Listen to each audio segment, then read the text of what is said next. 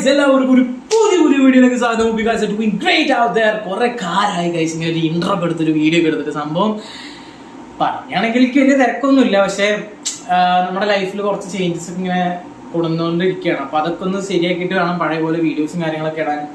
വണ്ടി അടിപൊളിയായിട്ട് വീഡിയോ ഇട്ടിരുന്നു വെച്ചാൽ അതുമില്ല. എന്നാലും നമ്മൾ എന്തായാലും യെസ്, ഇനി വരുന്ന ടൈമൊക്കെ നമ്മൾ അതിന് വേണ്ടി പ്ലാൻ ചെയ്യും. ഇപ്പോൾ സത്യം പറഞ്ഞാൽ എക്സാമും കാര്യങ്ങളൊക്കെയാണ്, ഇന്റർണൽ എക്സാം നടക്കുകയാണ്. അതിൻ്റെ ഇടയിലാണ് ഞാൻ ഈ ഒരു വീഡിയോ ഷൂട്ട് ചെയ്തത്. അപ്പൊ എന്തായാലും നമ്മുടെ ടോപ്പിക്കിൽ നിന്ന് നടക്കാം. നിങ്ങൾ ടൈറ്റിലും തമ്മിലും കണ്ട പോലെ തന്നെ ഇപ്പൊ എങ്ക പാത്താലും കൽബാണ്. റീൽ എടുത്താ കൽബ്, ഷോർട്ട് എടുത്താ കൽബ്, യൂട്യൂബ് എവിടെയെങ്കിലും വേറെ എവിടെയെങ്കിലും പോയി കഴിഞ്ഞാൽ കൽബിന്റെ റിവ്യൂ, അവിടെ റിവ്യൂ, കോളേജിൽ തന്നെ അവിടെ പെമ്പിള്ളേര് ഫുള്ള് കൽബിന്റെ കുറിച്ച് പറയുന്നു. എങ്ക പാത്താലും ഇതാണ്. പിന്നെ കുറെ ആൾക്കാർ ഗൈസ് പടം കണ്ടിട്ട് കരയുന്നു. പിന്നെ ഞാൻ പേഴ്സണലി എൻ്റെ ജൂനിയേഴ്സ് കുറച്ച് ആൾക്കാർ ഇതിനെ പറ്റി ഇങ്ങനെ സംസാരിക്കുന്നു. അപ്പൊ ഞാൻ അവരോട് ചോദിച്ചു ഇതെന്താ സംഭവം, അത്രയും കരച്ചിലൊക്കെ വരും. അവർ പറയും ഞങ്ങൾ ഇരുന്ന് കരഞ്ഞ് മെഴുകുന്നു. ഐ മീൻ അതല്ല, അവര് ആകെ ഇമോഷണലായി, ലാസ്റ്റ് ഭയങ്കര സങ്കടമൊക്കെ ആയി എന്നൊക്കെ പറഞ്ഞു, ഇരുന്ന് കരഞ്ഞു എന്നൊക്കെ പറഞ്ഞപ്പോ അതിന് മാത്രമൊക്കെ ഒരു പടം ഉണ്ടോ എന്ന് എനിക്ക് എൻ്റെ മൈൻഡിൽ ഇങ്ങനെ തോന്നി. ബേസിക്കലി ഞാൻ അത്യാവശ്യം സെൻസിറ്റീവ് ആയിട്ടുള്ള ഒരാളാണ്, പെട്ടെന്ന് ഇമോഷണൽ ആവും. ഞാൻ ലാസ്റ്റ് എനിക്ക് തോന്നുന്നു എനിക്ക് വാഴയത്തെ കുറച്ച് സീക്വൻസ് ഉണ്ട്. ഞാൻ ആ വാഴ കണ്ടതിന് ശേഷം എൻ്റെ ഒരു എക്സ്പീരിയൻസ് പറഞ്ഞതിൽ പറഞ്ഞിട്ടുണ്ടായിരുന്നു. ചില സീൻസ് നമുക്ക് കരച്ചിൽ വന്നിട്ടുണ്ടായിരുന്നു. അത് എന്തുകൊണ്ടാണ് അതിൽ കണ്ടിട്ടുണ്ടായിരുന്നു, ആ വീഡിയോ ഉണ്ടെങ്കിൽ മനസ്സിലാവും. ഞാൻ ഏറ്റവും കൂടുതൽ കണ്ട് കരഞ്ഞൊരു പടം എന്ന് പറയുന്നത്, അത്രയും ഇമോഷണൽ ആയത് ഫോൾട്ട് ഇൻ സ്റ്റാർസ് കണ്ടിട്ടാണ്. 2016 ഇറങ്ങിയ ഒരു പടമാണ്. ഞാൻ 3 വർഷം മുമ്പത്തെ കണ്ടതാണ്. അന്നാണ് ഞാൻ സത്യം പറഞ്ഞാൽ ഒരു ഫിലിം കണ്ടിട്ട് അമ്മാതിരി കരച്ചിലിറങ്ങുന്നത് ആ ഒരു പടം കണ്ടിട്ട്. എന്തുകൊണ്ടാണെന്ന് എനിക്കും അറിയില്ല കേട്ടോ. അപ്പൊ എന്തായാലും ഇന്നലെ ഏറ്റവും വലിയ കോമഡി എന്താണെന്ന് വെച്ചാൽ, ഇന്നലെ ഞാൻ ലാപ്ടോപ്പിൽ ഈ ഫിലിം ഡൗൺലോഡ് ചെയ്ത് വെച്ചിട്ട് ഇരുന്ന് കണ്ടു.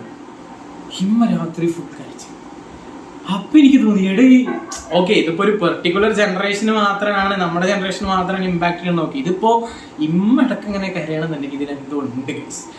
പിന്നെ ഇപ്പോ റീസെന്റ് ഞാൻ റീൽസ് ഒക്കെ ചെക്ക് ചെയ്യുമ്പോൾ കുറെ നെഗറ്റീവ് റിവ്യൂസും വരുന്നുണ്ട്. അയ്യേ മോശം പടം, അതാണ് ഇതാണ് ക്രിഞ്ചാണെന്നൊക്കെ പറഞ്ഞിട്ട്. അപ്പൊ എനിക്ക് എന്തോ കാണണം എന്നുള്ളൊരു ത്വര. ഞാൻ പിന്നെ വലിയ സിനിഫൈലൊന്നുമല്ല, എല്ലാ പടം ഇന്ന് കാണുന്ന ആളൊന്നുമല്ല, സെലക്റ്റീവായിട്ട് കാണുന്ന ആളാണ്. പിന്നെ റീൽസിലൊക്കെ ഇങ്ങനെ ചില പടങ്ങളുടെ ഒക്കെ ഹൈപ്പ് വന്നിട്ട് നമ്മളിങ്ങനെ കാണില്ല, അങ്ങനെയൊക്കെ കാണുന്ന ഒരാളാണ്. അപ്പൊ അങ്ങനെ എന്തായാലും കാണാൻ പോകണം. സത്യം പറഞ്ഞാൽ പടം ഡൗൺലോഡ് ചെയ്ത് വെച്ചിട്ട് കുറച്ച് ദിവസമായി. പിന്നെ അത് 2-3 ദിവസം മുമ്പ് ഡൗൺലോഡ് ചെയ്തതാണ്. ഇന്നലെ ഞാൻ ഒരു ഫസ്റ്റ് ഹാഫിന്റെ ഒരു എൻഡിങ് വരെ ഞാൻ കണ്ടിട്ടുണ്ടായിരുന്നു. അതുവരെ എനിക്ക് സത്യം പറഞ്ഞാൽ വലിയ കാര്യമായിട്ടൊന്നും ഒരു സാധാ ആവറേജ് പടമായിട്ട് എനിക്ക് തോന്നിയിട്ടുള്ളൂ.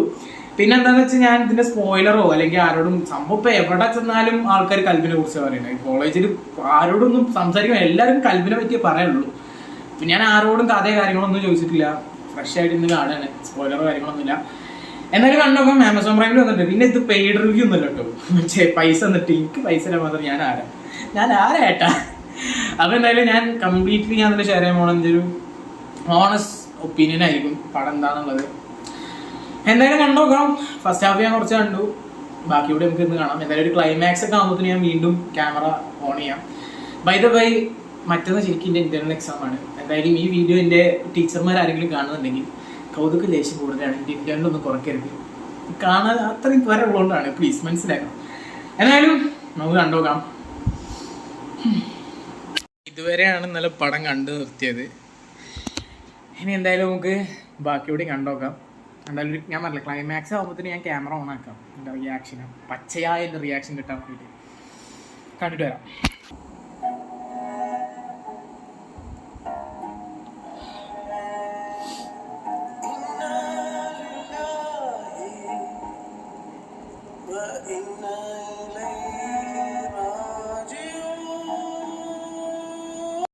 പടം കഴിഞ്ഞു ഗൈസ്,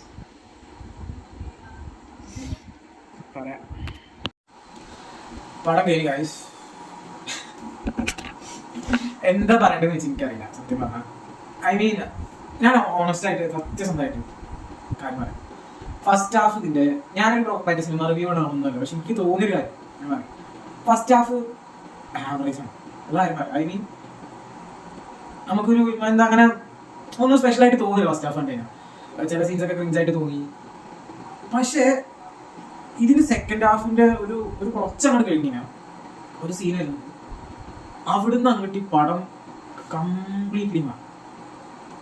ഓക്കെ, അവിടുന്നാണ് ഇന്ത്യൻ കിളി പോയത്. കിളി പോകാൻ മീൻസ് അവിടുന്ന് പിന്നെ ഞാൻ കംപ്ലീറ്റ്ലി ലോസ്റ്റ് ആയി. ഞാൻ ഇതിന്റെ ഇടയിൽ മറ്റേ ഇതാവുമ്പോഴത്തേനും റിയാക്ഷൻ റെക്കോർഡ് ചെയ്യാൻ വേണ്ടി ക്യാമറ ഞാൻ ഓണാക്കി വെച്ചു. പിന്നെ എനിക്കൊന്നും ഓർമ്മയില്ല. ഇതിങ്ങനെ ഞാൻ അപ്പൊ ആ വിഷ്വൽസ് ചെക്ക് ചെയ്യുന്നു, ഞാൻ എവിടെയാണ്, ഞാൻ ഇവിടെ ഇല്ല. ചില പോയിന്റ്സ് ഞാൻ കരഞ്ഞു. ഓക്കെ, കാര്യമാണ് കരഞ്ഞു. മീൻസ് കരച്ചിലിനേക്കാളും കൂടുതലേക്ക് വന്ന ഒരു നമ്മൾ ലോസ്റ്റ് ആയിരിക്കും. ചില സീൻസ് കംപ്ലീറ്റ്ലി ലോസ്റ്റ് ആയിരിക്കും. എന്തോ ബ്ലാങ്ക് ഇതായിട്ട് മാറും. അതിപ്പോ കമ്മിറ്റഡ് ആവണമെന്ന് നിർബന്ധമൊന്നുമില്ല. ഇത് കണ്ടിട്ട് ഫീൽ ആവണം, അല്ലാതെ ഫീൽ ആവും. പിന്നെ മറ്റേ ഇൻസ്റ്റാഗ്രാമിലുള്ള ഹൈപ്പ് അതെനിക്കറിയില്ല, അത് എങ്ങനെയാണ് അതിനോട് കമ്പയർ ചെയ്യാമെന്ന് എനിക്കറിയില്ല. പക്ഷെ അങ്ങനെ നെഗറ്റീവ് പറയാൻ മാത്രമുള്ള ഒരു പടം പക്ഷേ ഞാൻ പറഞ്ഞു first half is completely an average. പിന്നെ ഞാൻ പറഞ്ഞ ആ ഒരു സീൻ ഞാനെന്താ വെച്ചാൽ കുറെ ആൾക്കാർ നീ കാണണ്ടേ എന്തോ ഇപ്പൊ എല്ലാവർക്കും സപ്പോർട്ട് ചെയ്ത് പടം കണ്ടിട്ടുണ്ടാവും മാക്സിമം. പക്ഷെ ഞാൻ കാണാത്തവരുണ്ടെങ്കിൽ വെറുതെ അത്, കാരണം അത് പറഞ്ഞു കഴിഞ്ഞാൽ ഈ പടം കാണണമെങ്കിൽ വലിയ അർത്ഥമില്ല. ഫസ്റ്റ് ഓഫ് ഓൾ ഞാൻ അതുകൊണ്ടാണ് കഥയുടെ ഒരു അംശം പോലും ഞാൻ ആരുടെ അടുത്തും കേട്ടിട്ടില്ല. സ്പോയിലർ ഒന്നും കാണാൻ നേരെ ഒന്ന് കണ്ടു കഴിഞ്ഞാൽ ആ കഥ നമുക്ക് എന്താണെന്ന് അറിഞ്ഞാൽ പിന്നെ നമുക്ക് ചിലപ്പോൾ ഒന്നും തോന്നിയായിരിക്കും.